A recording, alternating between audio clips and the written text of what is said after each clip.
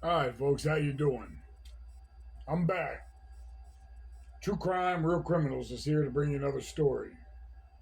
This story is about Matthew Armitage, also known as Big Bob. Now, I knew Big Bob from Florida State Prison. That's one crazy son of a bitch. Now, Big Bob had a reputation, a very bad one, a very violent one. But it wasn't just violence that he had a reputation for. You see, the guards at Florida State Prison, as heinous and as violent as they were scared of Bob. And they had reason to be. They had a special cell just for Bob made. Because you put him in a regular cell, he'd rip the shit jacket off the wall, he'd rip the sink off the wall, he'd rip the bunk off the wall, he'd rip the cell apart. He was cock strong. This boy was strong. He wasn't weight pile strong. He was crazy strong. And he was crazy. I had a lot of good laughs with Bob. Don't misunderstand me. I'm not here to praise this guy. He did some very bad things. And the last bad thing that he was known to do was murder this innocent kid, John Filthy. Let's remember these victims. That's what this is all about. It's about helping each other and reaching out and helping those that we can.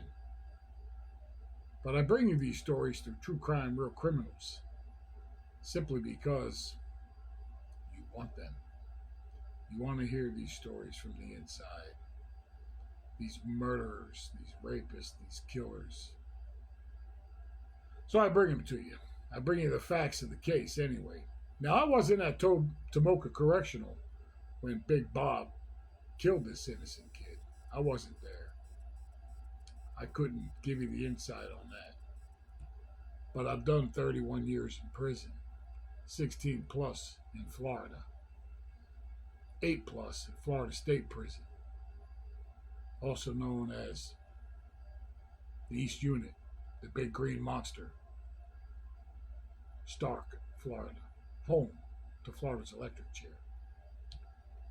Now, Big Bob was very violent, and he loved the boys. We called them punks, the homosexuals. He loved them. Now, I'm not saying this kid, John Filthy, was a homosexual, but if Big Bob was after him, the chances were he was. Not that he wanted to be, because that's the prison system.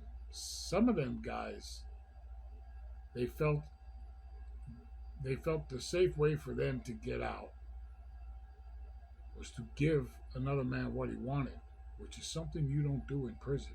You don't give anybody what they want. Never. But these guys don't understand that. And sometimes they wind up performing sexual acts,